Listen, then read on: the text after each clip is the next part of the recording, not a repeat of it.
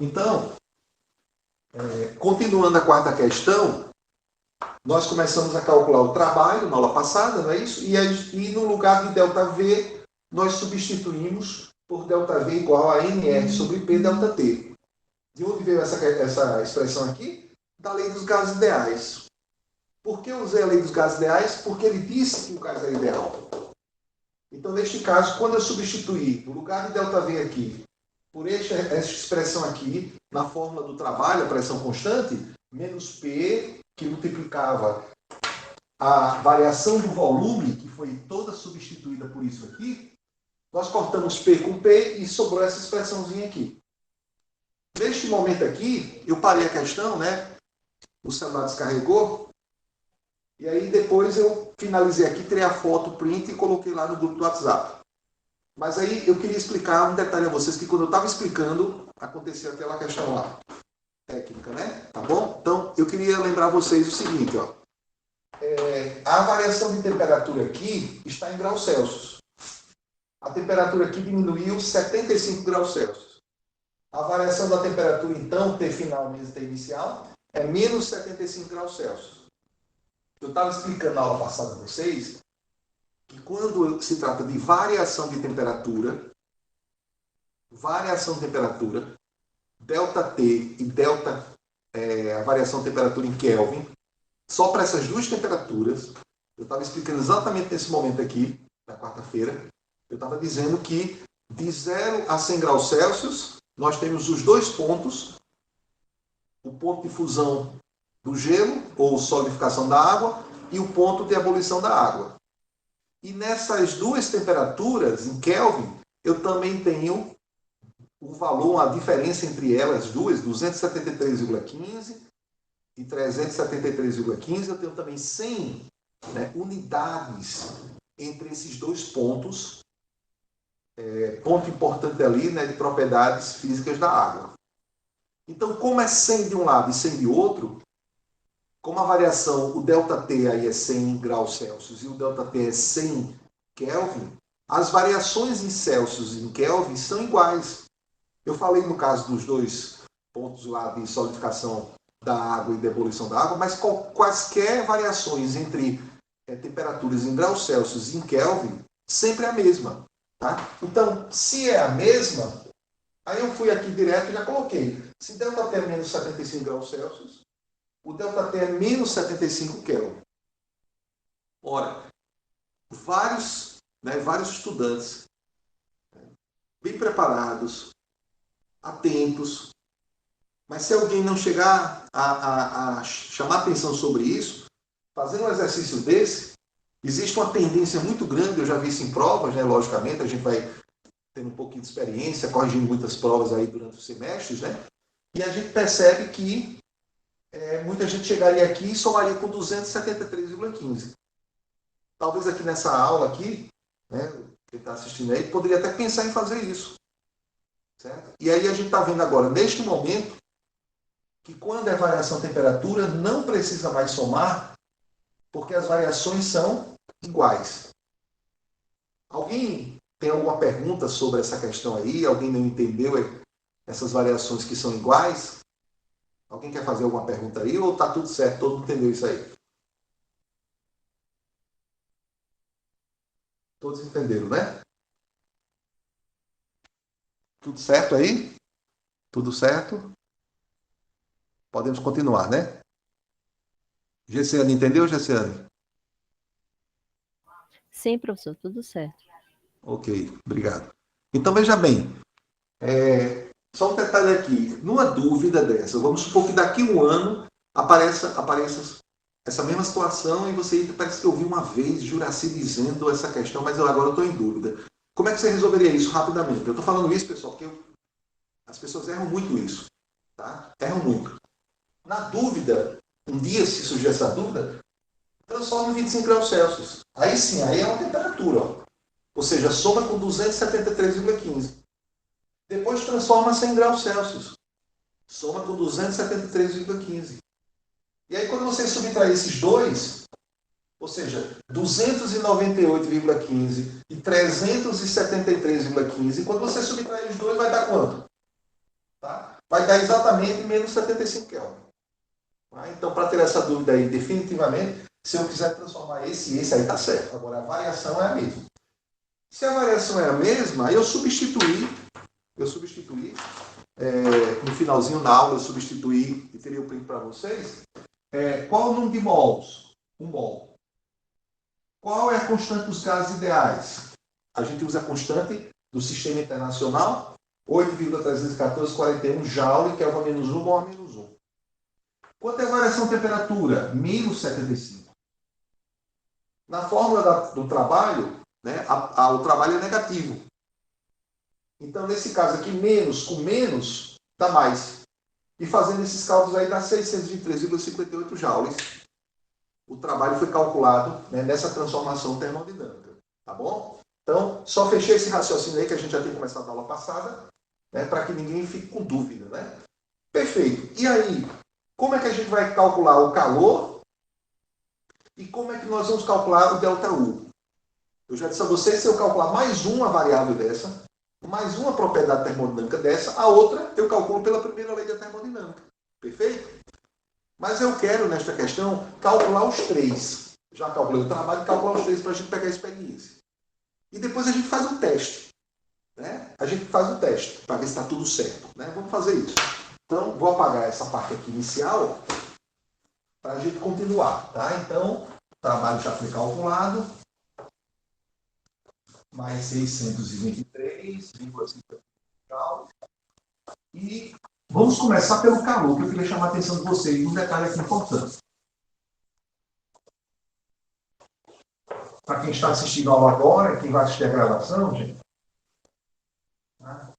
era muito fácil para mim a gente finalizar o semestre, né? Pessoal, passava uma atividade aí para vocês, finalizar o semestre, está tudo legal. Muitos anos aí, joia, mais uma disciplina, né? Mas esses conteúdos aqui vocês vão precisar em Físico-Química 2.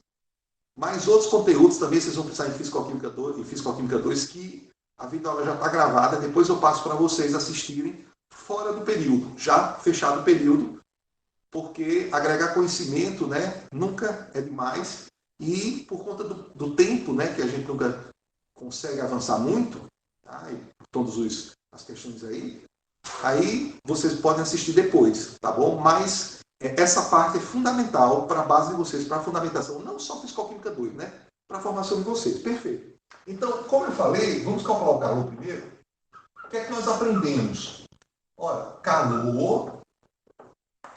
calor é número de mols, capacidade calorífica molar, vezes ΔT. Certo? Essa é a fórmula do calor que você já viu nas videoaulas e também na aula passada eu falei sobre isso com vocês, né? Relembrei. Ora, esse calor aqui, a primeira pergunta que eu faço para vocês aqui hoje. Calor é função de estado? Vou até colocar aqui, ó, que dá, né? Dá. Calor é função de estado? Alguém lembra que na aula passada a gente falou que era função de estado, pessoal? Alguém lembra aqui, para colaborar aqui na aula? Quem que lembra que na aula passada a gente falou sobre função do estado? Por exemplo, variação da energia interna, Ana Brandão, é função do estado? João Pedro, variação da energia interna é função do estado? Vocês lembram o que é função do estado, que a gente falou na aula passada? É que não depende, né, professor, do caminho que a transformação ocorreu. Exatamente, Jaciane, muito bem. Então, na verdade, não depende, né, do caminho, né, não depende do processo que aconteceu. Né? A variação da energia interna só depende dos estados inicial e final, perfeitamente. Tá? Eu acho que vocês estão me ouvindo aqui pelo som do celular. Eu vou deixar mesmo, vou tirar aqui o fone, acho que vocês estão me ouvindo pelo próprio celular aqui. Então não é pelo fone, não, acho que desligou o fone aqui. Então vou tirar o fone aqui, acho que vai dar certo.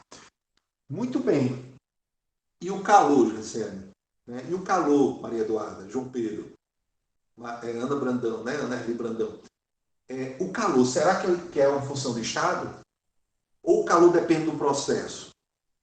Se o calor for a volume constante, calor for fornecido a volume constante, vai provocar uma variação de temperatura. Se for fornecido a pressão constante, vai fornecer uma outra variação de temperatura. Tá? Eu já digo a vocês, antecipadamente aqui, tá, que nós sabemos aqui ó, que vai ter o QV e aqui vai ser o CV. Não é isso? Ou vai ter o QP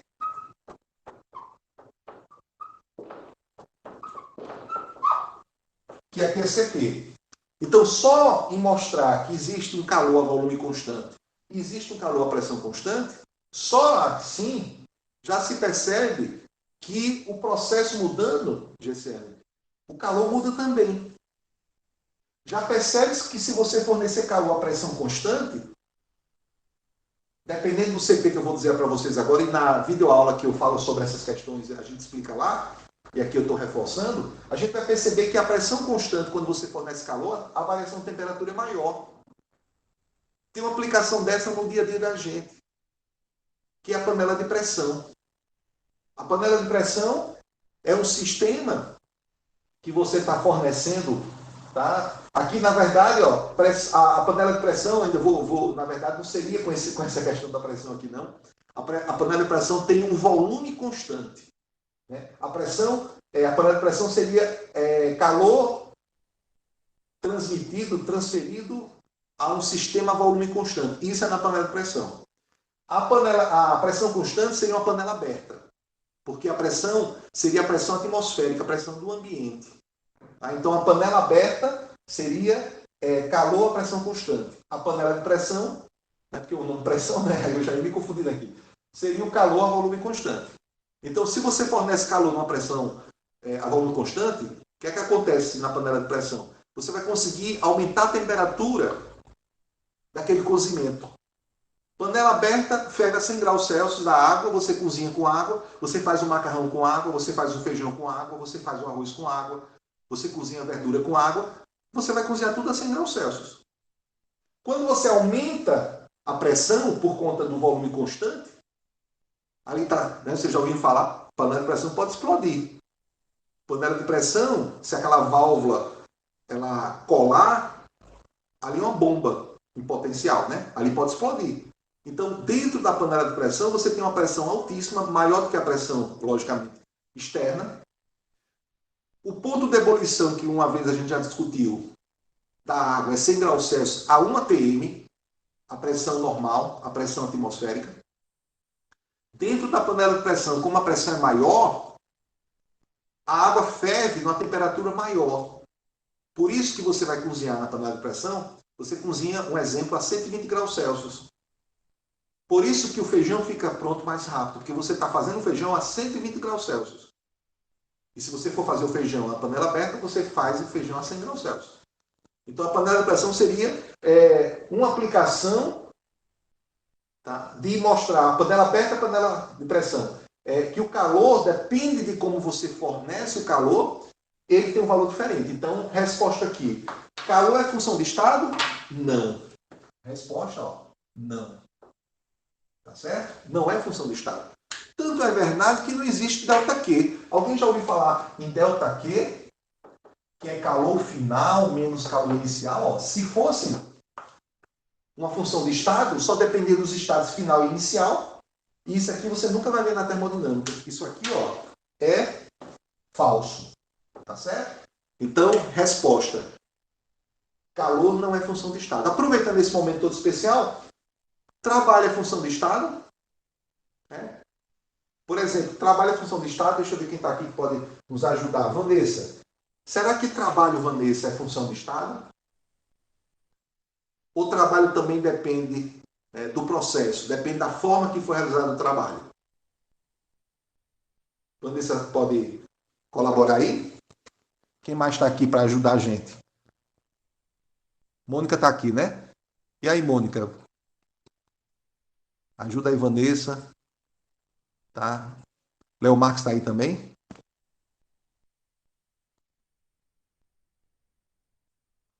João Pedro.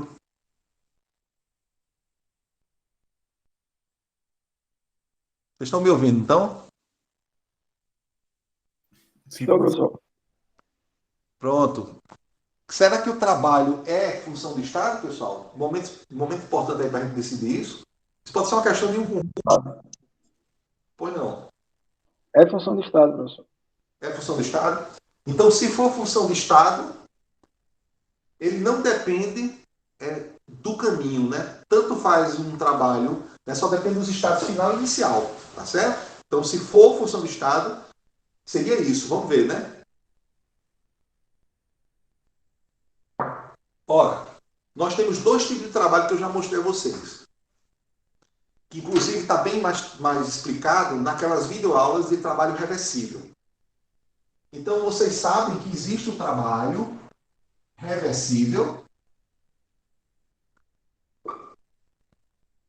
que se for de expansão, ele é máximo. Tá? Se for de expansão, ele é máximo. Vou deixar assim. Mas existe o trabalho também irreversível.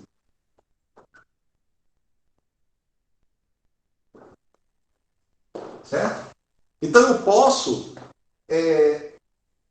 realizar dois tipos de trabalho entre dois estados inicial e final. Eu posso fazer uma compressão, por exemplo, né, comprimir um sistema de 100 litros até 80 litros, de forma reversível ou de forma irreversível. O que seria o trabalho reversível?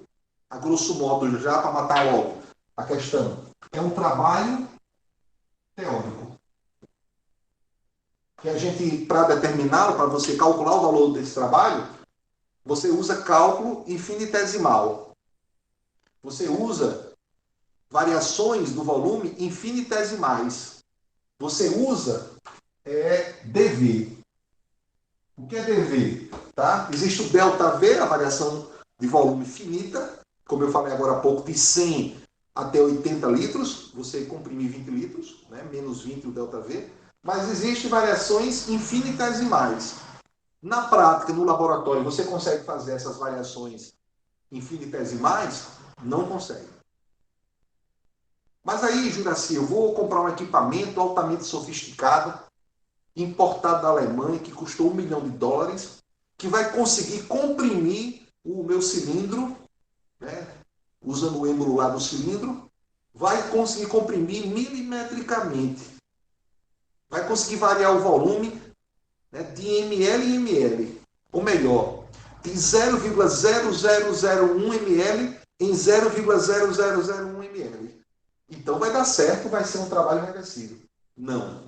Por que não? Porque quando eu digo uma variação infinitesimal, pessoal, é uma variação, podendo ser positiva, podendo ser negativa, a nível do infinito.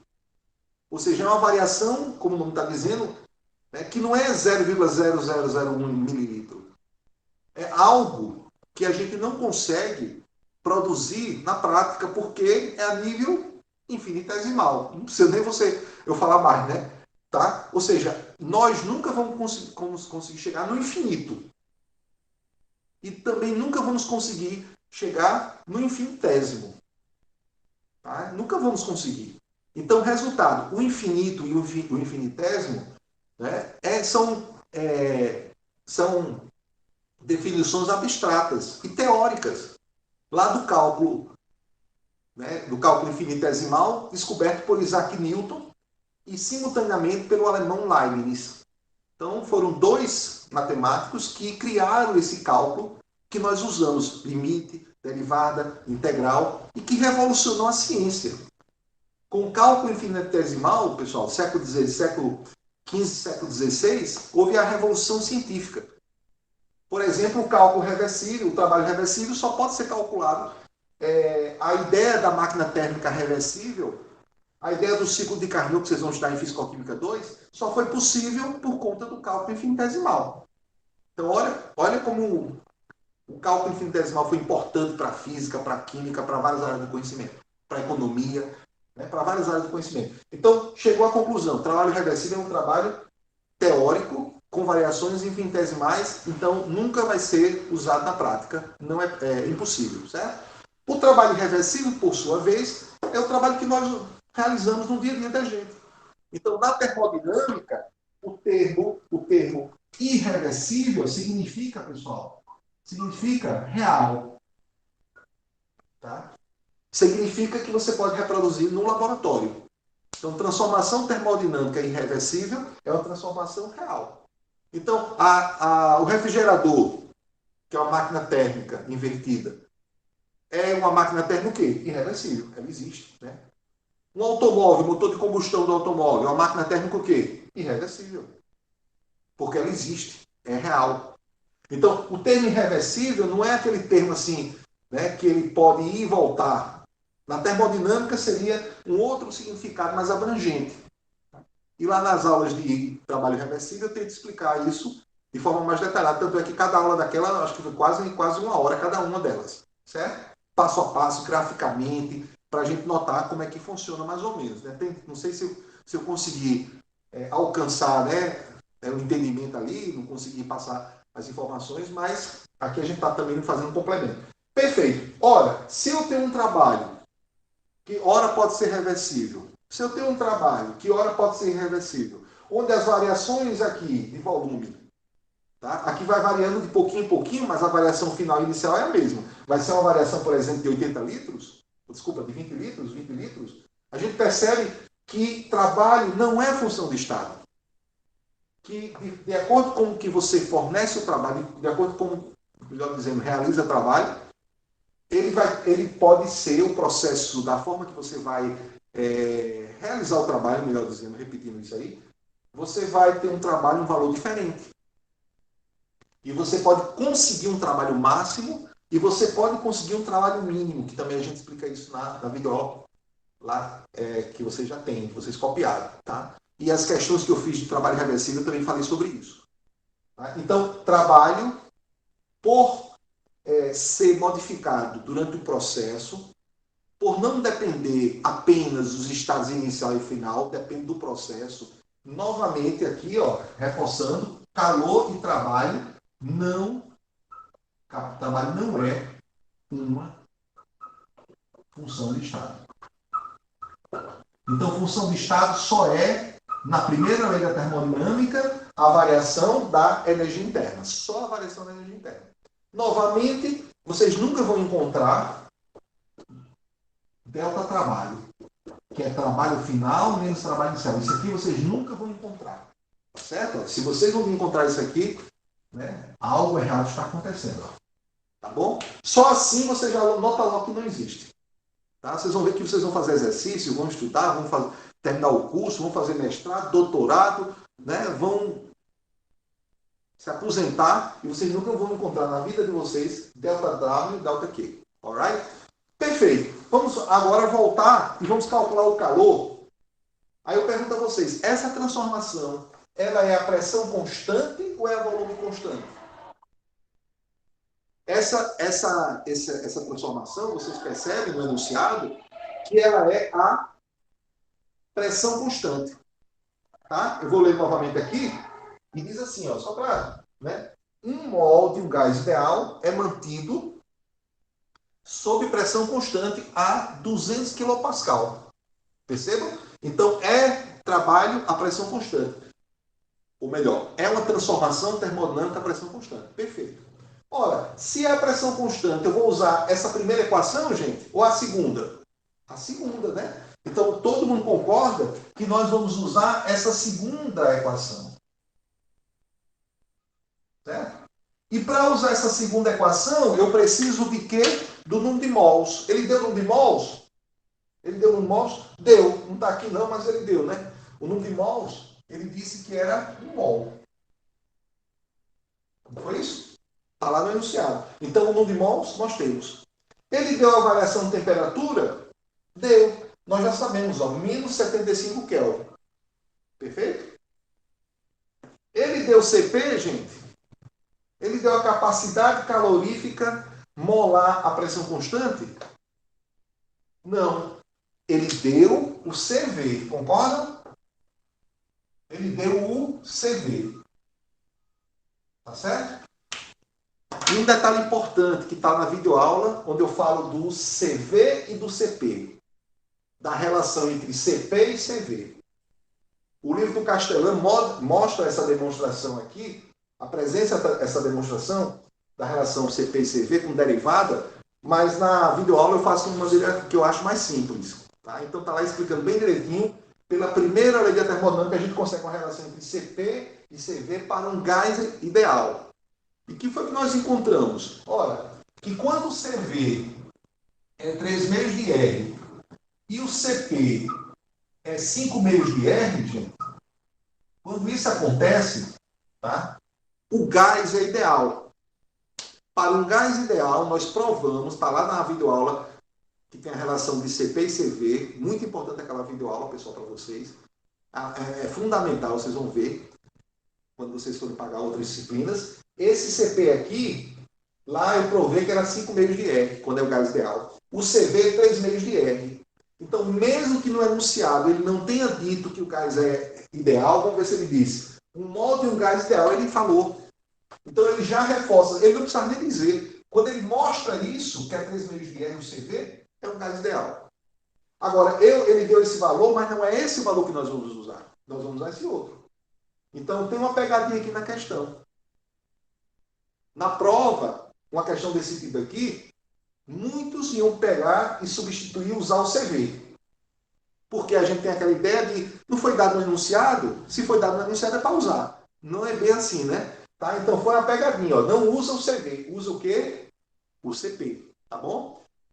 Se eu não soubesse quando era o CP de cabeça, eu esqueci. Tá? E ele deu o CV, você pode calcular o CP. Tá bom? Por exemplo, nós demonstramos que CP menos CV é igual a quanto? R. Constante dos gases ideais. Então, esta relação, que eu já pedi na prova, demonstre a relação que existe entre CP e CV para um gás ideal. Já caiu uma prova minha. Em várias provas minhas. Demonstre a relação que existe entre CP e CV para um gás ideal. É esta relação. A demonstração está lá na videoaula. Então, com essa demonstração, com essa expressão aqui, se você tem CV, você acha CP. Se CV é 3 meios de R, se eu substituir aqui por 3 meios de R, menos 3 meios passa para o segundo membro, quando soma com R, dá 5 meios. Ok? Então, essa relação não vou nem usar, porque eu já lembrei do valor de cabeça. Vamos fazer então, ó. Então, eu vou calcular o QP. Tá? Já calculei o trabalho. Agora eu vou calcular o QP. Tá bom? Vamos lá. Então, quem é QP? É o número de mols, 1 mol. É o CP, que nós sabemos que é 5 meios, do R, 8,314,41. Aqui está muito apertado, vamos ver se dá certo. Joule, mol a menos 1, Kelvin a menos 1. Certo? Vou ajeitar aqui, porque está muito juntinho aqui, né?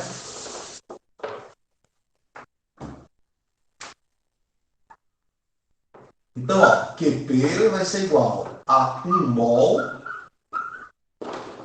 vezes CP, que são 5 meios do R, 8,314,41 Joule, Kelvin menos 1, mol menos 1.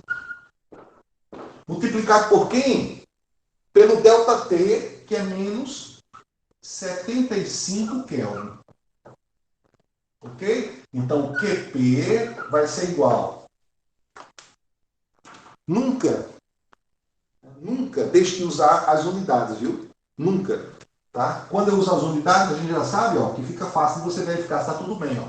Mol com mol menos 1, Kelvin com Kelvin menos 1, e só sobrou Joule, que é a unidade de energia no sistema internacional. Tá? Fazendo esses cálculos aqui, vou pegar aqui a calculadora, vai ser igual a quanto? 5 meios, 2,5. Multiplicado por 8,314,41. Que multiplica menos 75. Menos 75. Dá menos 1.000 558,95 joules. Tá bom? Então, achamos o calor. Ora, eu já tenho calor. Eu já tinha calculado com vocês o trabalho. Quanto é que tinha dado o trabalho mesmo? Quem pode me dizer aí? Quanto é que deu o valor do trabalho? Vocês anotaram? Vocês têm aí? Eu acho que foi menos...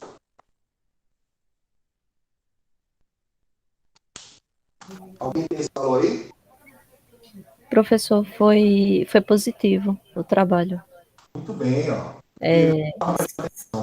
623,58 joules. Muito obrigado. Na... Perfeito. Ó. Então já temos o calor e o trabalho. Como é que eu calculo a variação da energia interna? A variação da energia interna eu posso calcular pela primeira lei da termodinâmica, não é isso? Então eu vou até calcular primeiro, usando a primeira lei da termodinâmica, e depois eu uso a fórmula, só para a gente treinar, certo? Para a gente calcular os três com fórmula.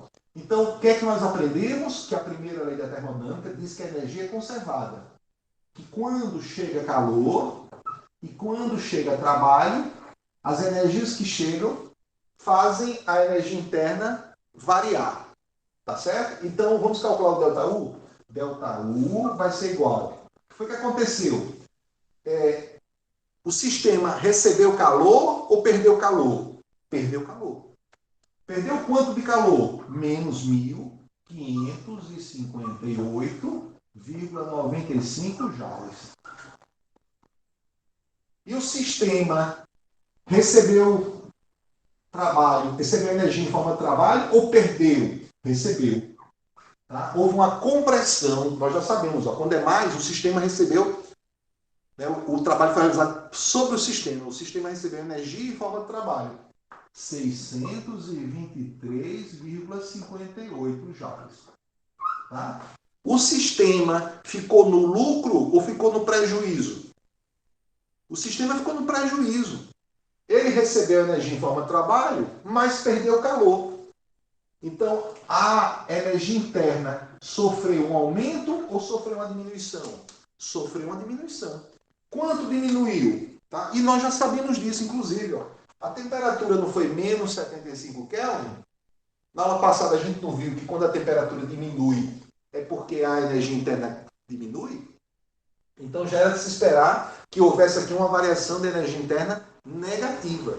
Tá? Então não é só aplicação de fórmula, né? Não é só substituir valores. É a gente acompanhar o raciocínio do que está acontecendo. Facilita bastante. Ó. Menos 1.558,95 mais 623,58. Que deu menos 935,37 joules. Tá certo? Chegamos aqui e nós temos agora os três, né, as três propriedades, os três parâmetros termodinâmicos. Perfeito? Aí eu pergunto a vocês, tem alguma maneira de calcular o ΔU? Sem usar a primeira lei da termodinâmica? Só existe uma única possibilidade, nesse nível que nós estamos estudando aqui, só existe uma única possibilidade de calcular o ΔU usando uma fórmula. A variação da energia interna, se o gás for ideal, se o gás for monoatômico, nós podemos usar esta fórmula aqui. Ó. ΔU é igual a 3 meios de NR vezes ΔT. Na aula passada eu disse a vocês que esta fórmula veio da onde? Foi demonstrada como? Pela teoria cinética dos gases. É uma fórmula completamente teórica. Então, esta fórmula aqui, ela só pode ser usada se você tiver certeza que o gás é ideal. Ele disse que o gás é ideal no enunciado. E se o gás é monoatômico? Ele disse que o gás era monoatômico em algum momento no enunciado? Ele não disse por extenso, mas ele deu esse valor aqui. Ó. O CV só é 3 meios de R se o gás for ideal e monoatômico. Na demonstração que eu fiz lá na videoaula, eu deixo bem claro isso. Então, esta expressão aqui só pode ser usada se o gás for monoatômico. Se for diatômico, a fórmula já muda. Nós não estudamos a fórmula para diatômico. Tá? Só estudamos para o caso mais né, digamos assim, mais usado, mais clássico, que é o caso do monatômico.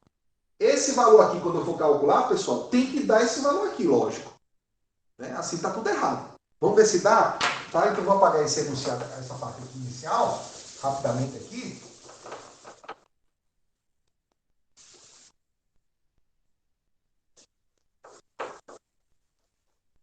Então, vamos ver. Eu não estou acreditando, eu acho que vai dar errado.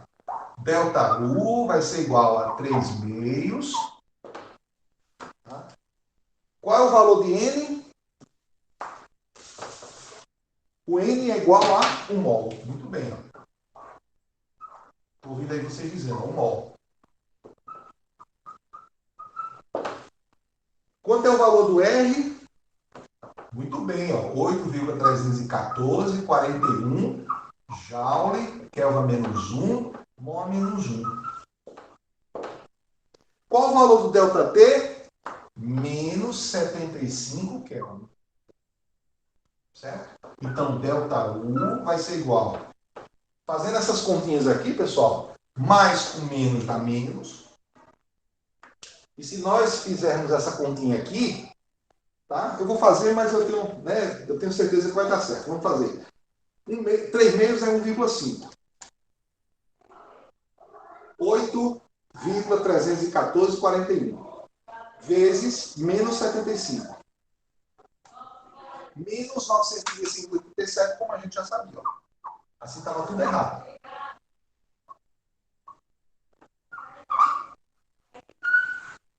Todo mundo entendeu isso aí, pessoal? Vocês entenderam? Vamos ver aqui, ó.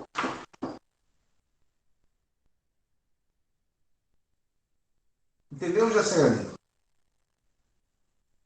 Entendi sim, professor. Tranquilo. Alright. João Vieira. Entendi, professor. Ana Erli.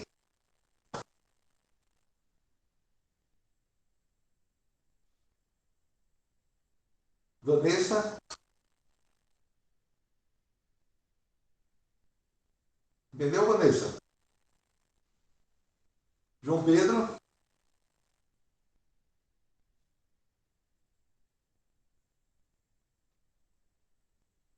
Iris. Conseguiu entender, Iris?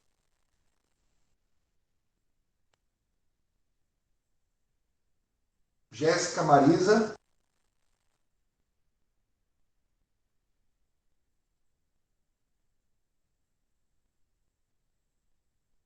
Jonathan. Entendi, professor. Tudo bem. Jéssica, sim. Alright. Maria Eduarda. Ok, Jéssica, obrigado. Tá dando para desenrolar aqui, professor. Pode prosseguir se quiser. Como é? Tô entendendo sim, tá? Tô desenrolando aqui, pode desenrolar. Ok, tá ok. Então vocês percebem aí, Mônica, deu para entender, Mônica? Deu sim, professor. Ok. Eu posso garantir aí que vocês já sabem calcular calor, ou seja, ou vai ser QV ou vai ser QP. Tem alguma outra forma de calcular calor, Juraci? Não. Tem alguma outra fórmula? Também não. Se não for volume constante, pressão constante, pode ser de uma outra maneira? Não. Não tem para onde correr. Certo? Mas eu quero, né, se você, eu estou vendo aqui os e-mails, nem respondi a você, não foi os e-mails que você me pediu lá no grupo do WhatsApp, foi um corre. Mas não esqueci não, viu? Você conseguiu entender, Osnei?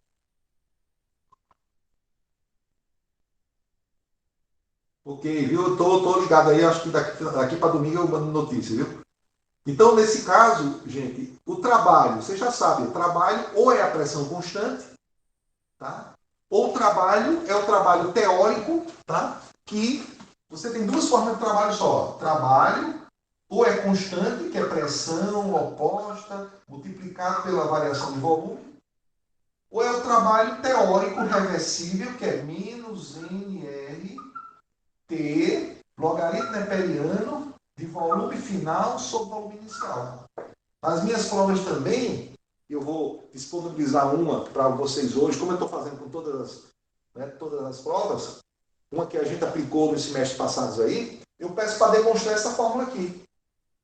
Que é aquela integral simples, né? Que qualquer criança sabe resolver. Então, você resolvendo, aprendendo como chegar nessa fórmula, você não corre o risco de errar a fórmula, de colocar o mais aqui, de esquecer o T aqui. Entende? Então, essa fórmula aqui é para trabalho reversível. Tem mais alguma fórmula? Não.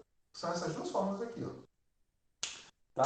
De forma generalizada, eu já mostrei a vocês que vocês podem dizer que trabalha menos integral de V1 ou V inicial, V final, pressão vezes dV. Tá? Então, essas duas fórmulas aqui, a gente chega a partir da integral. Mesma constante, mesma constante. Porque se P é constante, esse P sai da integral. Esse P saindo da integral, pessoal, fica menos P, como aqui. Ó. Integral de VI, de V inicial, V final, dV. É ΔV. Tá vendo? Então, se eu resolver essa integral para a pressão constante, dá essa fórmula. Se eu resolver essa integral para o trabalho reversível, dá essa outra fórmula. Tá bom? E a variação da energia interna? Só tem essa fórmula. Eu só posso usar se for ideal e monoatômico. Mas se não for ideal e monoatômico, aí eu uso a primeira lei da termodinâmica. O calor, nós sabemos calcular. Ou é QV ou é QP. O trabalho, nós sabemos calcular. Ou é a pressão constante ou é reversível. Lembrando que quando é reversível, é porque a temperatura é constante. Essa fórmula aqui é só para a temperatura constante. E quando a temperatura for constante, quanto é o ΔU? Quanto é a variação da energia interna? Se a temperatura não aumenta, não diminui. Zero. Vejam que essa questão aqui é o resumo de tudo. Todas as questões de calor, trabalho e variação da energia interna e primeira lei da termodinâmica, vocês fazem com esse quadro aqui. Não assim decorando fórmula, mas entendendo todo o processo. Tá? Vamos para a próxima questão? Então, se alguém quiser tirar o print aí, se não tirou ainda, tire aí, por favor, para os colegas aí. E a gente vai apagar o quadro para ver a quinta questão, para dar tempo de terminar essa lista hoje tranquilamente, certo?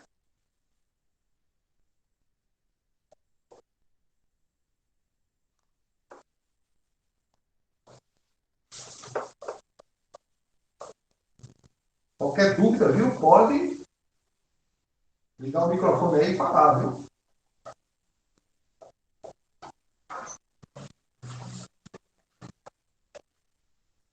Tudo indica, viu, pessoal, que agora no próximo semestre nós possivelmente vamos voltar, viu?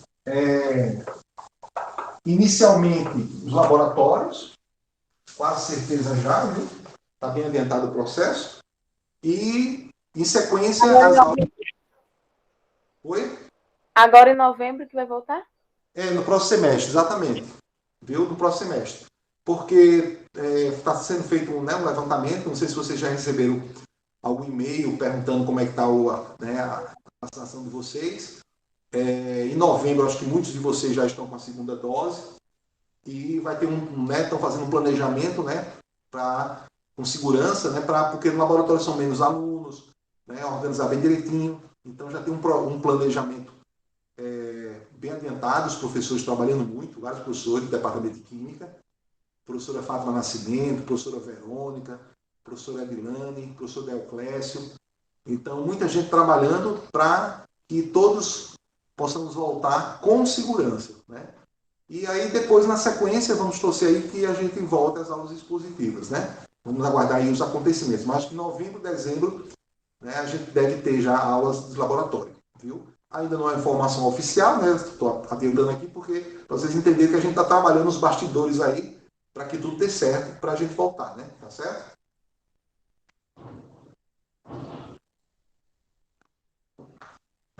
Questão 5.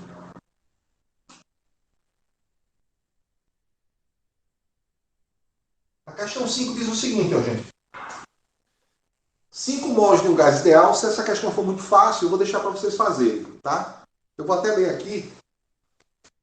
5 mols de um gás ideal a 30 graus Celsius é comprimido isotérmica e reversivelmente de 20 para 60 decímetros cúbicos.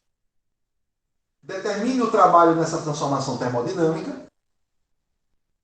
Pergunta se o trabalho calculado é máximo ou mínimo. O trabalho foi realizado pelo sistema ou sobre o sistema. Então, esta questão eu vou deixar para vocês fazerem. Percebam que é um trabalho reversível. Percebam que o trabalho é isotérmico.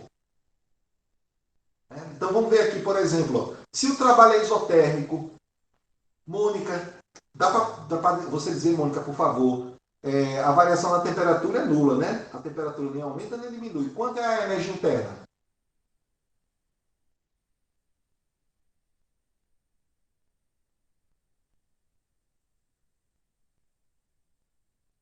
Michele.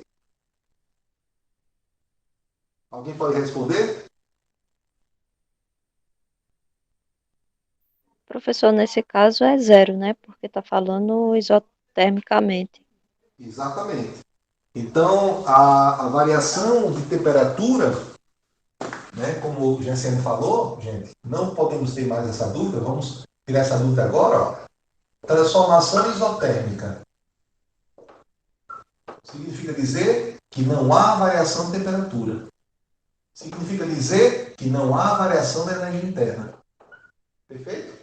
Então, a quinta questão, você já descreve isso. Tá? Então, outra coisa. O trabalho é reversível. Qual é a fórmula, pessoal? É daquela integral que a gente já explicou. Acabei de mostrar agora, né? Menos nRT, logaritmo neperiano, de volume final sobre o volume inicial. Tá certo? Então, vou deixar para vocês fazerem. E aí, tendo o trabalho, tendo o ΔU, vocês acham o calor. Depois ele pergunta se o trabalho é máximo ou mínimo. Aí eu queria deixar para vocês raciocinarem aí. A Ana Carla já tem colocado lá no... Acho que foi a Ana Carla. No grupo lá a gente tinha falado, mas qualquer dúvida a gente discute ainda. Eu vou deixar para a gente discutir depois no grupo do WhatsApp, para vocês raciocinarem. Quem copiou essa aula do trabalho reversível vai ver e vai conseguir responder. Vai voltar lá no caderno. Imagine se você não tivesse copiado. Aí eu digo, ó, tá lá naquela videoaula de trabalho reversível. Você vai ter que voltar na videoaula, procurar lá o momento que se diz se o trabalho é máximo ou mínimo. Vejam a importância de você copiar. Você está registrado no seu caderno. Para os próximos semestres, tá? Então, por isso que é importante copiar. Não é capricho de Juraci, não, viu? Não é porque eu quero fazer vocês trabalharem, não. É porque é importante para o aprendizado de vocês, tá bom? Então, a quinta questão, dá para deixar vocês fazerem, pessoal? Alguém acha que não dá para fazer? Dá para fazer todo mundo? Maria Eduarda, dá para fazer, Maria Eduarda?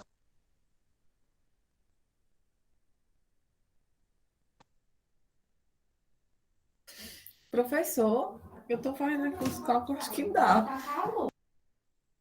Pode acreditar, você vai conseguir fazer, viu? Sem problema nenhum. Você vai ver que tem no enunciado, tem tudo, todas as informações que você precisa, né? E você vai conseguir fazer. E se não conseguir, não se preocupem, né? Porque vocês sabem que nós estaremos atentos aí, eu, Franciele e Daniel, para tirar todas as dúvidas de vocês, tá bom? Vamos ver a sexta questão? Diz assim a sexta questão, né? Vou até compartilhar a tela aqui com vocês. Vou compartilhar a tela aqui com vocês.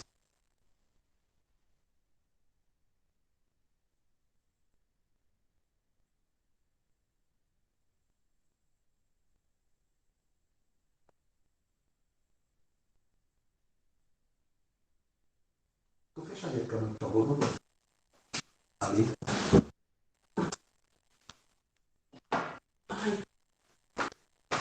Câmera. Estão vendo aí a tela compartilhada?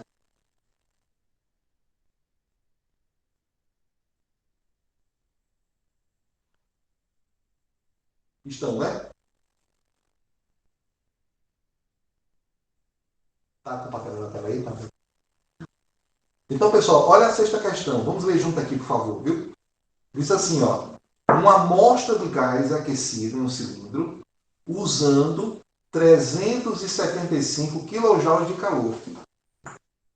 Essa eu vou fazer até por uma questão até de unidade, mas vocês teriam condições de fazer tranquilamente.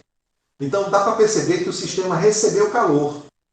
Quanto? 375 kJ. Ao mesmo tempo, um pistão comprime o gás usando 645 kJ de trabalho. Qual é a variação da energia interna do gás durante esse processo? Então, questão simples, relativamente, mas se os conceitos não estiverem bem definidos, não faz, tá? Então, vamos aqui voltar para o quadro e vamos fazer. Olha que interessante, né? Deixa eu botar aqui na tela para me ler com você. Perfeito. Então, uma amostra de gás é aquecida, aparece aqui. Questão 6, acompanhe, por favor, vale a pena, interessante. Uma amostra de gás é aquecida em um cilindro usando 375 kJ. Olha, 375 kJ é positivo. O sistema foi aquecido. Tá? Ele não disse que o sistema recebeu, nem que o sistema perdeu, mas claramente você percebe que ele recebeu. Ao mesmo tempo, um pistão comprime o gás usando 645 kJ de trabalho. Em nenhum momento ele disse que o trabalho é positivo, nem o trabalho é negativo. Ele não disse que o trabalho foi realizado pelo sistema ou sobre o sistema. Mas quando ele disse que o pistão comprime o gás, nós já conhecemos essa narrativa, né? Nós já conhecemos. Oi? Tem um problema aqui, foi? Será que eu peguei isso aqui? Está conectado? Deixa eu ver aqui. Deixa eu tirar então. Espera aí, licença. Estava aqui dentro. Foi isso. Então eu tirei, porque ele descarregou. Perfeito. Então, pessoal, voltando aqui, tem interferência aqui, mas já resolveu. Então, vocês percebem que o trabalho, como comprimir o gás, nós já sabemos que o trabalho é positivo. O sistema recebeu energia em forma de trabalho. Alguma dúvida nessa questão aqui? Então, se na hora que você fazer essa questão, um enunciado muito parecido com esse, quando ele fala em expansão, ele pode falar aqui que o sistema resfriou a partir de um calor que foi escoado para as vizinhanças, alguma coisa parecida, então você vai interpretar se é positivo ou negativo em cada caso. Sabendo disso, ele pergunta o quê? Qual a variação da energia interna do gás durante esse processo? Ele quer o ΔU. Então, de acordo com as convenções que nós decidimos usar nessas aulas, a convenção de quando o trabalho é realizado sobre o sistema com pressão é um trabalho positivo, tá? Usando essa situação, nós sabemos que a primeira lei da termodinâmica é o quê? Calor mais trabalho. Então, a variação da energia interna vai ser igual. Quanto é o calor? 375 kJ. Mais. Quanto é o trabalho? 645 kJ. Tá? O K, lembre-se, minúsculo, viu? K maiúsculo é Kelvin. Somando esses dois aqui, dá quanto? 900, tá? 950, 970. É isso? 950, 1020. 1020. Tá certo isso, tá? 375 mais 645. 10, 8, 4, 12, 9, 1, 10. 1020. 1020 quilojoules. Eu fiz, inclusive, mais pensando no quilojoule, e aqui não precisou transformar, porque eu calculei quilojoule, então deu em quilojoule, né? Agora, caso essa questão pedisse, por exemplo, a variação de temperatura, e eu tivesse que usar o ΔU para achar a variação de temperatura, caso dissesse que o gás era ideal, só para chamar a atenção de vocês aqui, e eu fosse usar essa fórmula aqui, eventualmente, viu, pessoal? Hipoteticamente aqui só, viu? Só para a gente chamar a atenção disso aqui, ó. Caso eu fosse usar esse ΔU aqui, vocês sabem que aqui esse ΔU é em joule. Então eu teria que pegar o quilojoule aqui e colocar aqui joule. E por que esse ΔU aqui tem que ser em joule? Porque o R, eu trabalho em joule. né? Joule, Kelvin menos 1, mol menos 1. Então, se aqui for, né, usar quilojoule aqui, vai dar um probleminha. É só esse lembrete aqui. Quando eu vi quilojoule, eu digo, vou fazer só para chamar atenção. Mas você vê, uma questão simples. Mas eu digo a vocês, cair no concurso isso aqui, muita gente erra isso aqui. Não vocês, né? Os alunos da UEPB não. Os alunos de Físico-Química 1 não, né? Mas muita gente erra porque tem que saber interpretar. Então não é saber só a primeira lei da termodinâmica. Lembrando que pode você encontrar por aí, viu? Importante aqui, ó. O delta aqui. Vocês podem encontrar por aí, nos livros, que o delta U, a primeira lei da termodinâmica, é dada por calor menos trabalho. Vocês podem encontrar isso. O livro do Castellan talvez apresente a fórmula assim. Aí é a questão da convenção de sinais. Tá? Então, por isso que não é só saber a fórmula, porque, ora você pega uma fórmula errada, usando uma outra convenção de sinais, você tira o enunciado, né? Tira os dados do enunciado, usando outra convenção, está tudo errado. Então, você tem que estar concentrado e saber a convenção que você está usando. Nessa convenção que nós estamos usando, que trabalho de compressão é positivo, trabalho de expansão é negativo, e a fórmula do trabalho sempre tem esse menos na frente, aí você não erra de forma alguma. Tá certo? Alguma pergunta aqui, pessoal? Alguma dúvida? Deu para entender essa explicação aí? Posso apagar, pessoal? Michele, entendeu, Michele?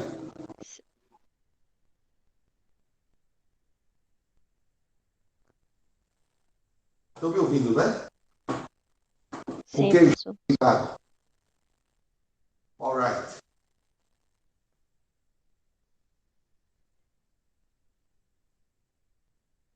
Próxima questão.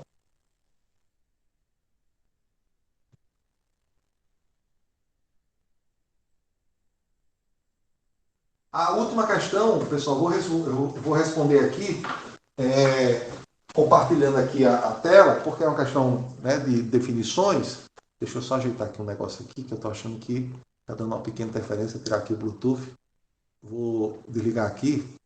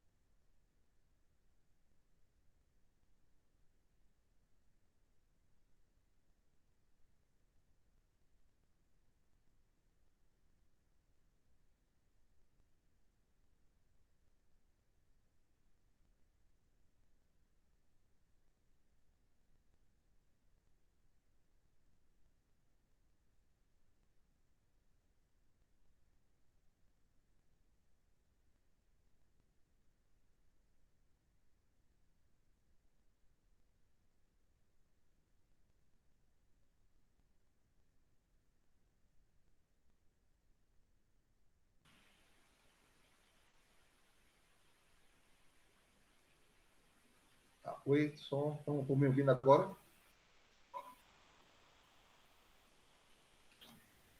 Vamos um pouco.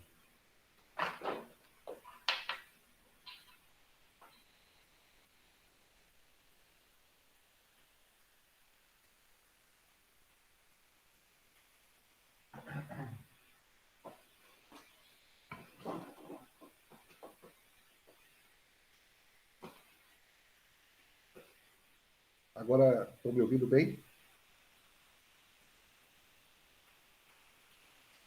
Estão me ouvindo, pessoal? Sim, professor, dá para escutar direitinho. Ah, ok. Perfeito. Estava dizendo a vocês aí que a termodinâmica é um conteúdo relativamente simples. Não tem nada de dificuldade termodinâmica, certo? Sobretudo essa parte da primeira lei da termodinâmica. Então, se você entende as definições, os conceitos, não tem muita dificuldade você resolver essas questões. Às vezes, os estudantes, né, tentam decorar fórmula. Né? E aí, decorando fórmula, você vai ter dificuldade porque você nota que a termodinâmica tem as convenções. Então, só em convenções aí você já perde tudo. Né? Você está fórmula que é de uma convenção e você pode estar interpretando usando outra convenção, ou então o aluno não sabe, o estudante não sabe nem que existem duas convenções. Então, a gente trabalhou isso com vocês, certo? Nós fizemos 2 listas de exercício, e aí eu vou passar para vocês, vou tentar elaborar uma lista de exercício, e também vou colocar uma prova para vocês, uma prova que a gente aplicou em semestres aí anteriores, para vocês praticarem, tentarem responder, né, e a gente tirar dúvidas, né? Vocês sabem que na próxima semana nós não temos aula na segunda, terça e quarta, se eu não me engano, não é isso?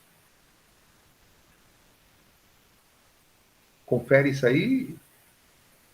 Feriado na terça, né, professor? Perfeito. No caso, deve ser imprensado, né? Pode falar, João Vieira. Não, é feriado na terça, deve ser imprensado, não é isso? Não estou te ouvindo. Deixa eu ver aqui. Ah, já sei o que é.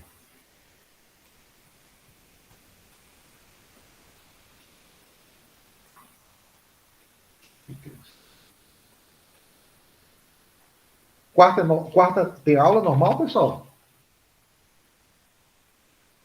No caso, eu só tô com a disciplina do senhor agora. Isso, Iris. É exatamente isso.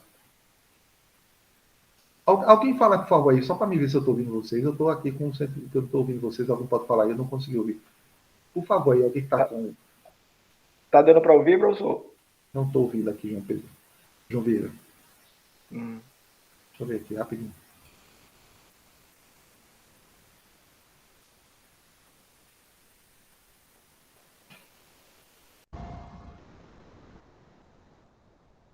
Agora, vocês estão me ouvindo? Eu estou. Fala aí novamente, João Vieira, por favor, desculpa. Oi, professor, tá dando para ouvir agora? Ainda não, peraí.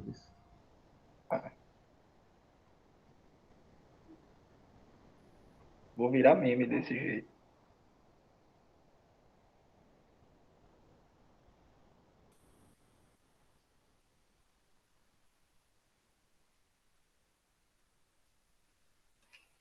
Deixa eu tirar aqui.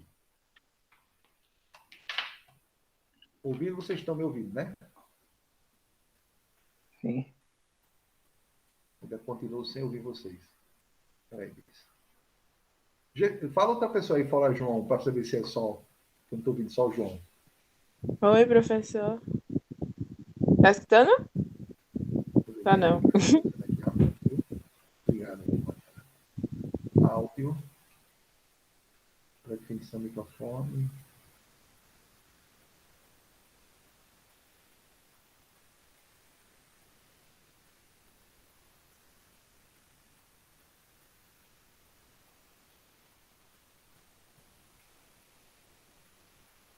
Eu vou sair rapidinho e volto, viu? Rapidinho.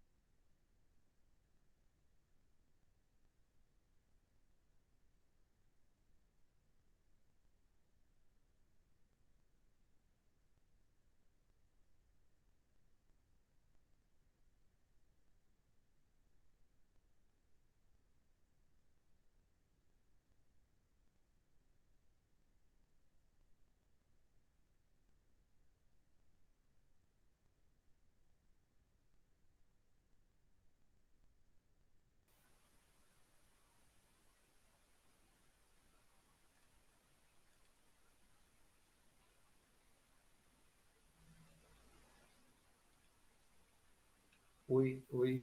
Vocês estão me ouvindo com certeza? Vamos testar novamente aí. Estamos, professor.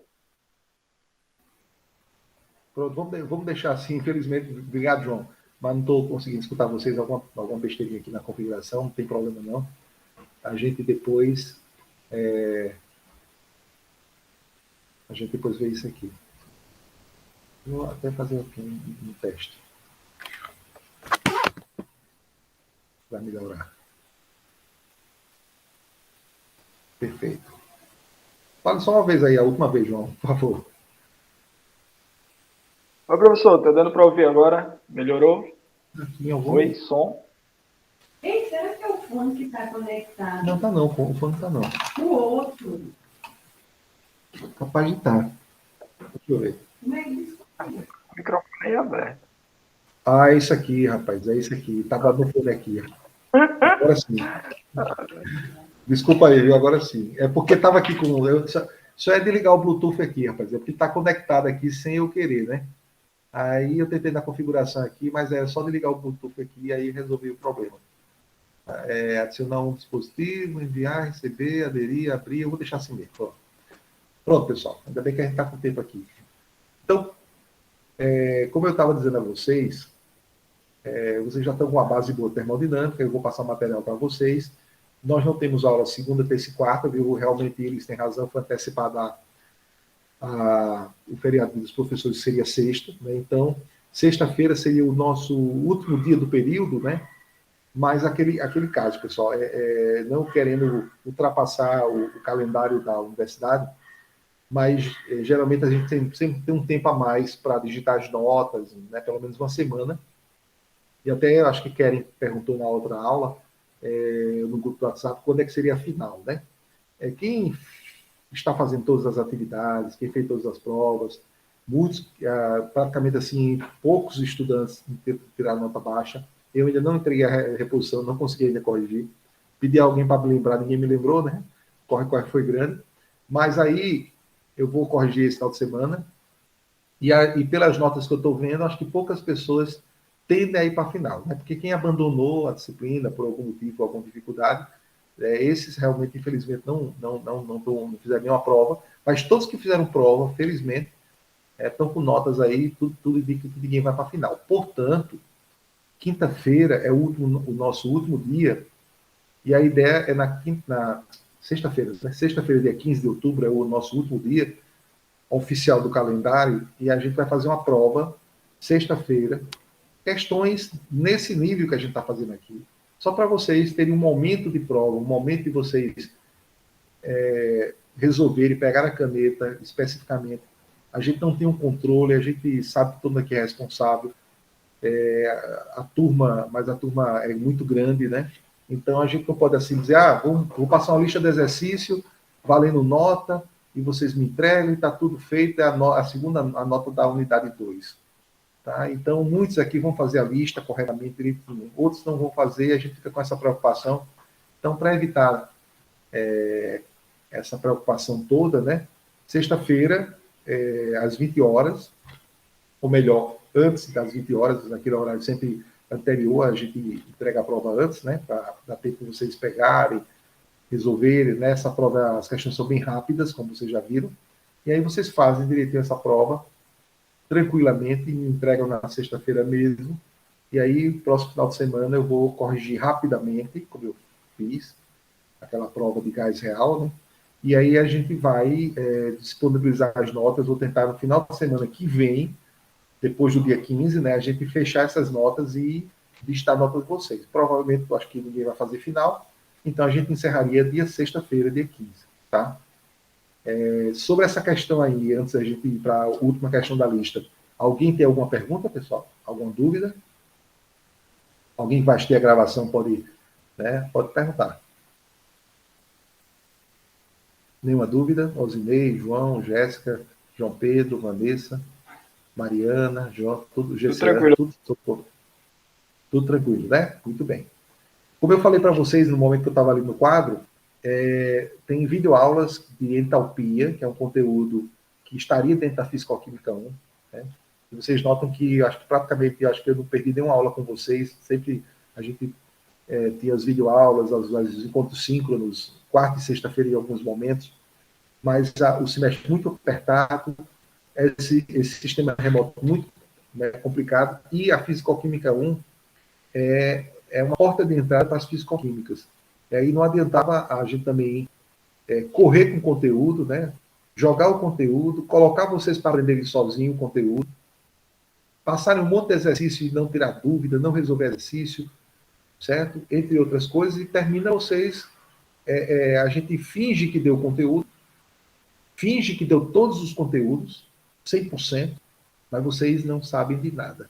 E ficaram com 1000 dificuldades e tiveram que procurar outras pessoas para aprender. Isso não é, isso a gente não pode fazer. Então, a gente tentou mastigar gás ideal, tentamos mastigar gás real, né? Tentamos agora trabalhar com a parte termodinâmica. Então, a gente conseguiu ir até aí. Agora, só que tem essas aulas, essas videoaulas que eu vou passar para vocês que são responsáveis, vocês que estão no curso de graduação, vocês que querem terminar um curso, né, e dizer assim, terminei a licenciatura, terminei Química Industrial, não sei tudo, mas eu fiz minha parte, tá? Então vocês vão querer assistir as videoaulas, vocês vão querer estudar, vocês vão querer trocar ideias, se precisar depois mesmo do terminar o curso, para vocês adentrarem um pouquinho, para quando vocês começarem Físico-Química 2, vocês estarem com a base melhor possível, tá? E aí, Físico-Química 2, vocês vão começar uma nova etapa aí e vão trabalhar. Então, a gente vai fazer isso e eu pretendo gravar ainda pelo menos, já temos 2 videoaulas extras, e eu pretendo gravar mais umas 2, para que vocês fiquem com esse conteúdo, tá bom? Então, vamos para a última questão. Vou compartilhar aqui a tela.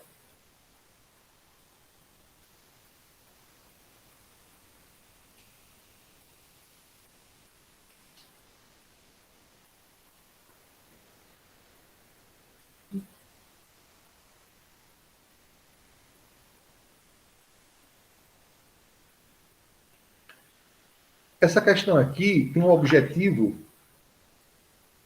de definir o que seria um sistema aberto na termodinâmica, o que seria um sistema fechado na termodinâmica e o que seria um sistema isolado também na termodinâmica, certo? Então, a primeira coisa importante aqui, pessoal, o que é um sistema aberto, de acordo com a termodinâmica? O sistema aberto, de acordo com a termodinâmica, é um sistema que tanto passa através das suas paredes, através, né, dos seus limites do sistema, tá? Tanto passa energia como passa matéria. Então, quando passa matéria e energia, o sistema é aberto. Exemplo, né? Uma panela com a tampa aberta, lógico, né? Você percebe que a panela, se tiver água, está saindo vapor d'água, então está saindo matéria. E também está saindo energia, está saindo calor para as vizinhanças, tá? Então, nesse caso, essas paredes da panela a gente chama de fronteira. Então, a partir das fronteiras, passa energia, passa matéria, você tem um sistema aberto. Por exemplo, a panela de pressão. Uma panela, eu vou falar panela de pressão porque ela tem, né, ela é vedada. Ela não deixa, digamos assim, vamos supor, a válvula, quando ela está disparada, aí está saindo vapor ali, né? Mas vamos imaginar uma panela de pressão, antes de começar a sair os primeiros, né, as primeiras moléculas no estado gasoso da água lá na válvula. Então, na panela de pressão, eu tenho um sistema fechado. O que é o sistema fechado da termodinâmica? Tá? A matéria não sai. Então, a panela extremamente vedada, ela não deixa sair nada. Não vai vazar alimento, não vai vazar vapor d'água, não vai vazar nada. Então, uma panela hermeticamente fechada, mas que consegue sair a energia dela, o calor escoa pelas fronteiras para as vizinhanças, Então, essa panela ela é fechada. Tá? Então, fechada é quando só passa energia. Agora, quando eu não quero que passe nem energia nem matéria, aí eu tenho um sistema o quê? Isolado. Tá? Um sistema isolado de forma, né, a nível termodinâmico, gente, um sistema isolado, por exemplo, né, aproximadamente seria uma garrafa térmica. Eu digo aproximadamente porque a gente sabe que a garrafa térmica não consegue ser um sistema completamente isolado. Mas, a partir do momento que a gente coloca, né, café quente numa garrafa térmica e a gente fecha ela, a gente coloca, né, a tampa também em cima lá para não acontecer o vazamento de correntes de convecção. A gente veda toda ela a partir de uma ampola interna que as paredes são espelhadas para que algum tipo de irradiação seja refletida e não consiga atingir o café. Então, não entra calor, também não sai calor, tá?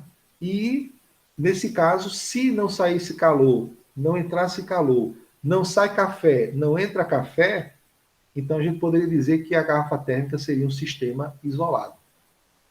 A gente diz que é aproximado porque a gente sabe que não existe garrafa térmica perfeita. Você colocar café numa garrafa térmica de manhã cedo e deixar ela aí, ninguém tomou café, né? Você deixou lá a garrafa térmica, quando você vai tomar à noite, o café não está quente. Mesmo que seja uma garrafa térmica de alta qualidade, ainda não consegue isolar. Quando as fronteiras não entram, não deixa passar calor e não deixa, né, sair calor nem entrar calor, a gente diz que essas fronteiras são adiabáticas. Eu já tinha falado isso para vocês, tem uma videoaula falando de transformação adiabática, tá? Então, as fronteiras adiabáticas são fronteiras que não deixam passar calor. Lembrando que as ampolas da garrafa térmica, que foi inventado, né, por um físico chamado Dewar, ele imaginou exatamente que entre as paredes, ele colocou são paredes duplas, as ampolas das garrafas térmicas, tá? Pelo menos devem ser duplas, né? E entre essas paredes tem um vácuo. E por que tem um vácuo, né? Porque existe 3 maneiras de você transmitir o calor. Existe o calor transmitido, pessoal, por contato. Então, se você faz uma parede, 2 paredes, né, você faz 2 camadas, e entre as camadas da ampola você coloca o vácuo, aí o que é que acontece? Tá? Como não tem ar, o vácuo é inexistência de matéria. Então, como não tem ar, o calor não vai ser transmitido ali por contato. De uma molécula de ar para outra molécula de ar, de uma molécula de ar para outra molécula de ar. Tá? Então, nesse caso aí, não tem por contato. Tá? O calor também pode ser transmitido por irradiação. As paredes espelhadas exatamente para inibir essa transmissão de calor por irradiação. E também tem de calor, né, por contato, por irradiação. E qual a terceira forma, pessoal? Seria por indução. Tá? A terceira forma seria transmissão de calor por indução. Então, a garrafa térmica, por exemplo, se você não deixa, você tampa aquela tampa de plástico que você coloca na garrafa térmica ali, você faz com que algum movimento do ar de fora consiga atingir a saída, né, a tampa principal da garrafa térmica, e ali não surja ali uma diferença de temperatura, e essa diferença de temperatura aconteça uma corrente de convecção. Então, na verdade, a terceira forma de transmissão de calor, que eu estava dizendo que era por indução, nesse caso aí seria por convecção. Né? Essa indução que eu queria dizer, na verdade, é convecção. Isto é, aquela história da brisa que eu expliquei para vocês, do calor específico, né, da areia da praia e do mar. Então, a tampa de fora da garrafa é exatamente para inibir essa transmissão de calor por convecção. Então, sabendo disso, que é um sistema aberto, que é um sistema fechado, que é um sistema isolado, para fixar essa informação, aí tem aqui a primeira, né? Ó, letra A. Café em uma garrafa térmica de ótima qualidade. Tá? Então, vocês acham aqui que o café em uma garrafa térmica de ótima qualidade é um sistema aberto, um sistema fechado ou um sistema isolado?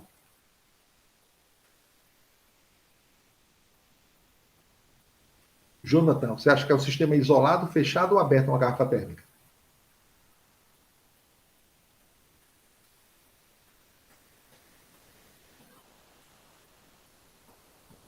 Mariana, isolado, né, Mariana? Tá? Então, a garrafa térmica, como eu falei, né, é um sistema isolado, né? Aí, quando falou ótima qualidade, já para deixar, para você não ficar preocupado e pensar numa garrafa térmica, né, de 1,99, né, uma garrafa térmica falsificada, mas aí a gente já entende que é um sistema isolado, né? Aí, continuando, líquido refrigerante na serpentina da geladeira. Então, vocês sabem que um refrigerador, uma geladeira, é um sistema termodinâmico onde existe um líquido refrigerante que é vaporizado a partir de uma válvula de expansão, depois ele é comprimido por um compressor, e aí ele expande de novo, e ele comprime de novo, e a geladeira que a gente tem em casa fica comprimindo e expandindo, comprimindo e expandindo. Toda vez que expande, né, o gás refrigerante, ou o líquido refrigerante, tá, acontece ali um arrefecimento, a temperatura baixa. Isso acontece a partir de uma transformação adiabática.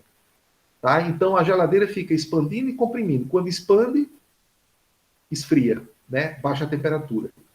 Tá? Quando comprime, aquece. Só essa compressão, o compressor é lá fora da geladeira. Por isso que atrás da geladeira, a temperatura é quente. Por isso que, às vezes, na geladeira, né, antigamente, a gente secava a roupa atrás da geladeira. Depende do tipo de geladeira, você tem dava até para estender a roupa lá atrás, né? Então, por quê? Porque lá fora existe uma compressão. A temperatura aumenta. Dentro existe uma expansão. A temperatura baixa. Só que a gente nota que o líquido refrigerante da geladeira não vaza. A gente compra uma geladeira, se tiver cuidado direitinho, cuidar dela direitinho, for uma marca boa, né? Ela dura 10 anos. E aqui a gente não tem que todo dia colocar líquido refrigerante na geladeira. Então é um sistema o quê, pessoal? Fechado, né? Tá? Não é isolado porque existe troca de calor, tá, entre a serpentina, tanto do lado de dentro da serpentina quando a baixa temperatura, quando no caso a serpentina se pensar do lado de fora, que troca calor com o ambiente, por isso que fica quente até a geladeira. Por isso que a gente não deve deixar a geladeira colada na parede, né? A gente deixa um espaço para ter uma troca de calor ali mais tranquilo, né? Então a serpentina da geladeira é um sistema fechado, porque há troca de energia, mas não há troca de matéria, que seria o líquido refrigerante. Então, não há vazamento do líquido refrigerante. Tá? Deu para entender essa questão, pessoal? A serpentina da geladeira, tá? Ela aquece, sim, ela troca... Perfeito, Gerizane. Muito obrigado. Então, troca energia, né, com o ambiente. Tá? Ou então, troca energia com a parte interna da geladeira, dependendo da serpentina que ele está sendo falado aqui.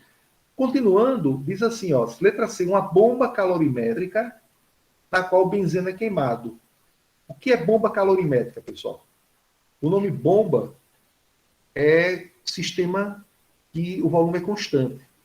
Quando fala em bomba, né, que a gente já entende, né, a panela de pressão é uma bomba, eu falei agora há pouco, né? Tá? Em qualquer tipo de bomba, é um sistema com volume constante. E ali vai aumentando a pressão interna. E aí, quando a pressão interna vai aumentando cada vez mais, vai chegar um momento, como o volume é constante, vai terminar explodindo. Então, bomba já é uma questão, né, a volume constante. Calorimétrica. Bomba calorimétrica é um calorímetro. Eu até vou gravar uma videoaula sobre calorímetro, que é importante para vocês. Então, bomba calorimétrica é um calorímetro a volume constante. Um calorímetro, que aí vocês não tinham o direito de saber agora, tá? Alguns de vocês podem ter visto já isso, mas se não viram, a gente vai falar um pouquinho agora. O calorímetro é um equipamento usado para medir calor liberado ou absorvido numa transformação física ou química. Tá? A queima do benzeno é uma transformação química. A queima do benzeno é uma combustão. A queima do benzeno vai formar CO2 mais água. Então, está tendo uma reação química dentro dessa bomba calorimétrica e esse equipamento vai medir o calor liberado, que toda queima, toda combustão um sistema exotérmico, certo? Na videoaula de entalpia eu vou falar sobre isso. E aí,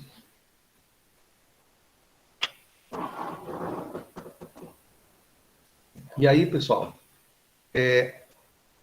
o calorímetro, além, né, de servir para medir calor liberado ou absorvido, para que ele tenha essa capacidade de medir esse calor liberado ou absorvido numa reação química, no caso da queima do benzeno liberado, ele tem que ter paredes adiabáticas. Não pode sair calor nem entrar calor. Assim não vai conseguir medir o calor.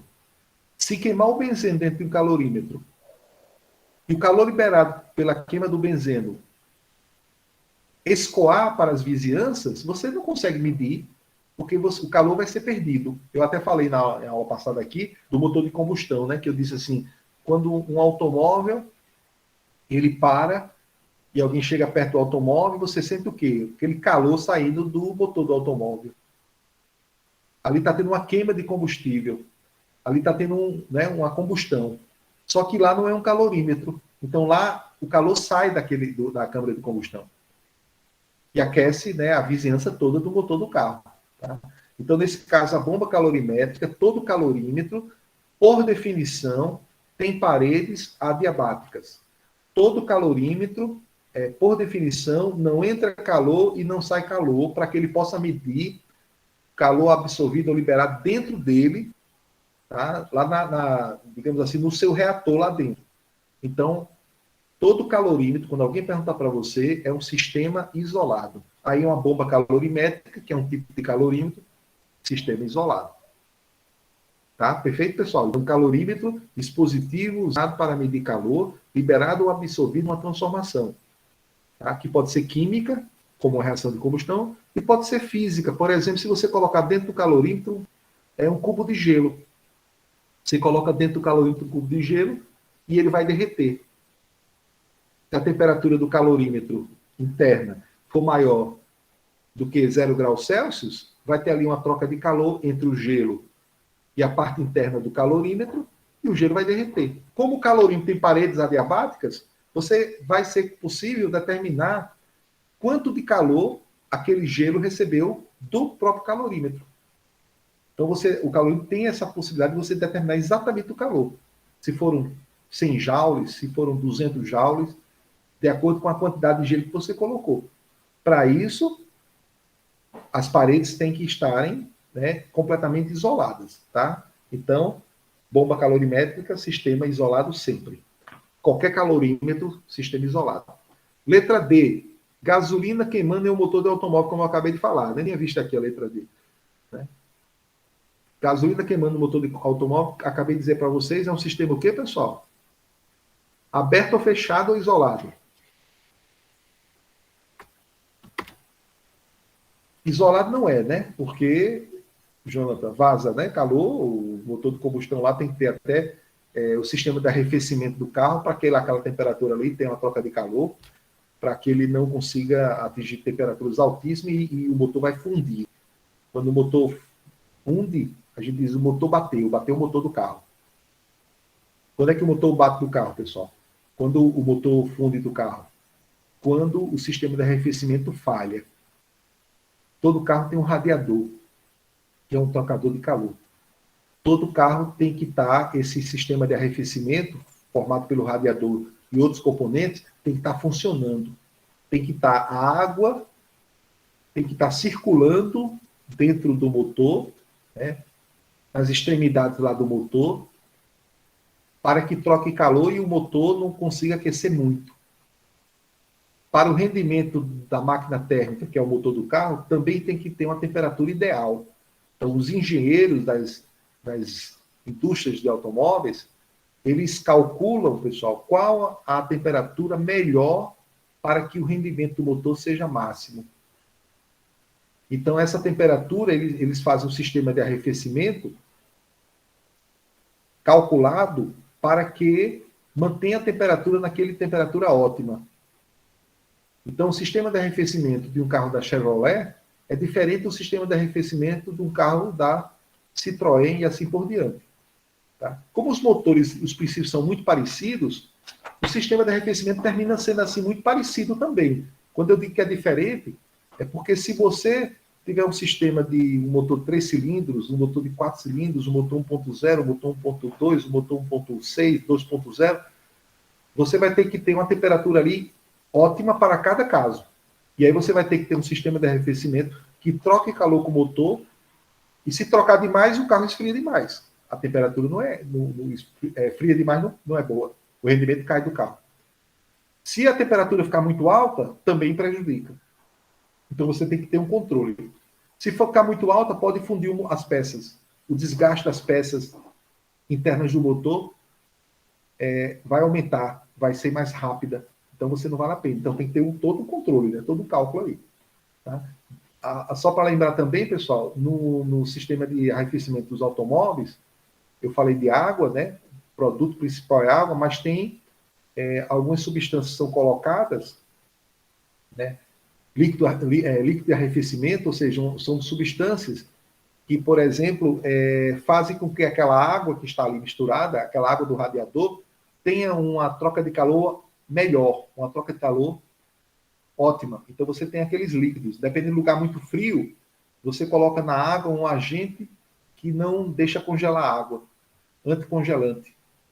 Tá? Se você mora num lugar muito quente, então aquele líquido de arrefecimento, ele também tem produtos químicos que eles conseguem, por exemplo, manter a água não tão alta. Então tem ações, atividades naquelas substâncias ali, coloridas, no motor do automóvel, se vocês já perceberam, né? Esse líquido de arrefecimento que eu estou falando, tem um reservatório em todo motor de carro, que tem uma cor rosa, outros têm uma cor verde, né? Tem várias cores, né? Que não é um corante, na verdade, mas a substância química que está ali, ele tenta dar uma temperatura ideal para cada caso. Tanto é que esses líquidos de arrefecimento também depende da marca.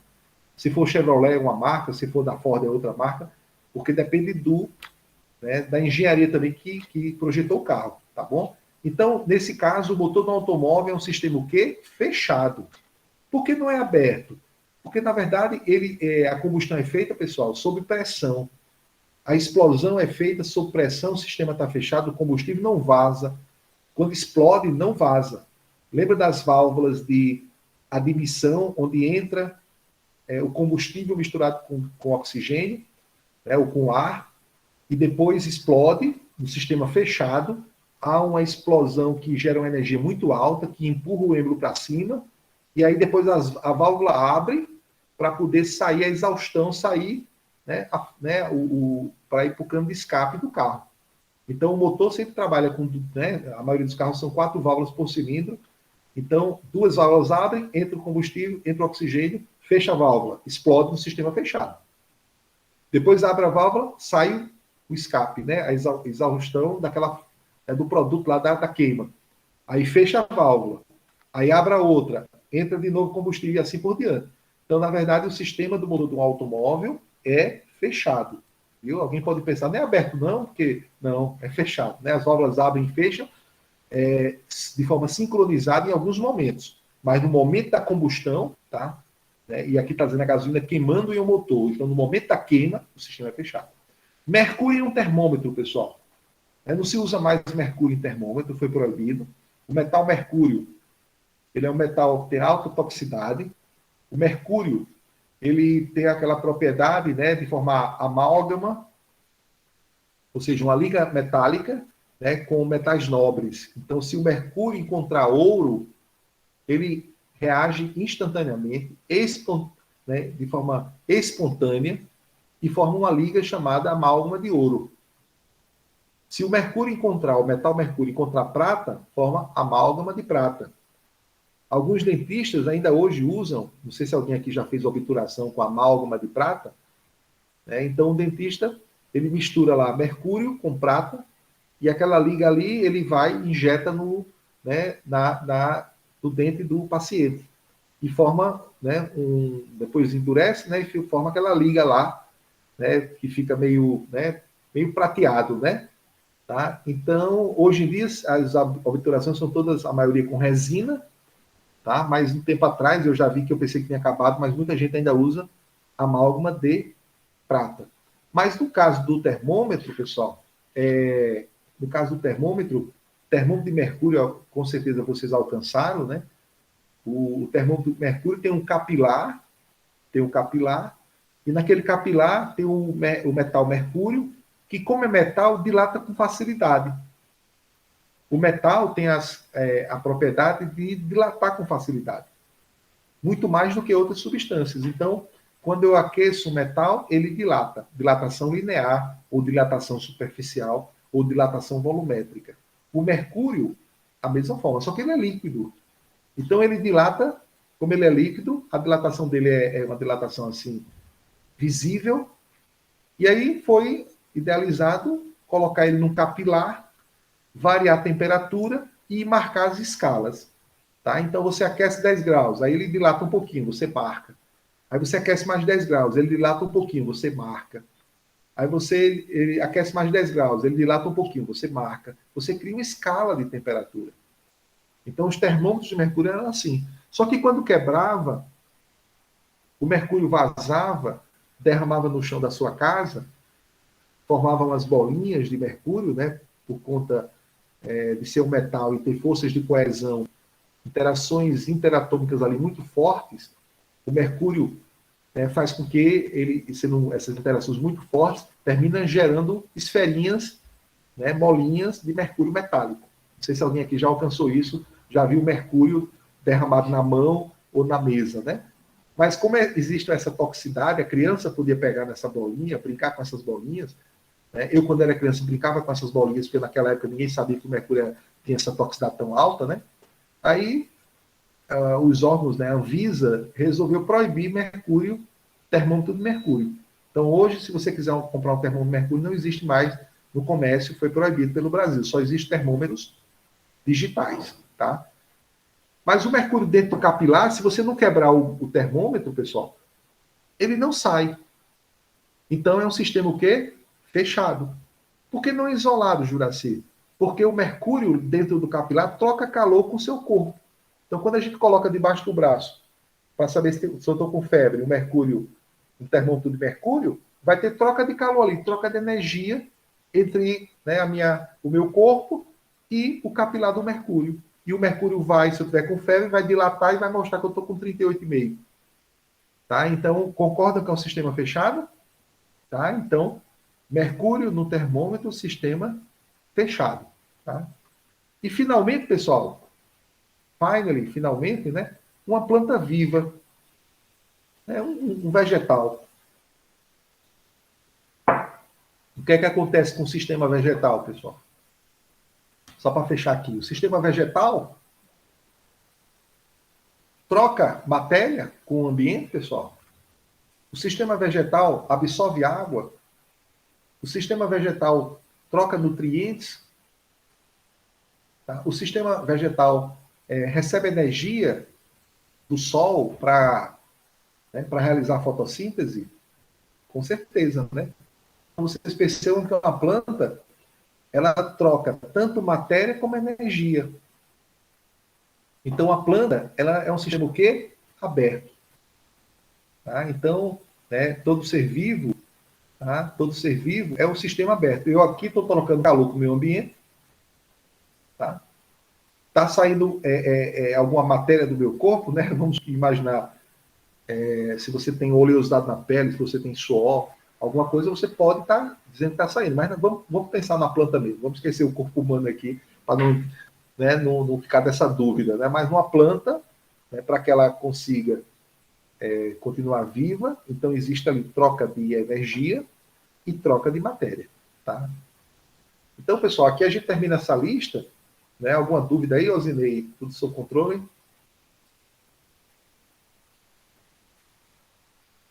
Alguma dúvida, Michele, Jéssica, João Pedro? Tudo de boa aí, né? Vanessa, Jonathan. Então, como vocês não têm mais dúvida aí, GCane, tá tudo certo? Tá tudo de buenas aí? Então, pessoal, vou encerrar a gravação aqui, pela hora aí, para vocês descansarem aí.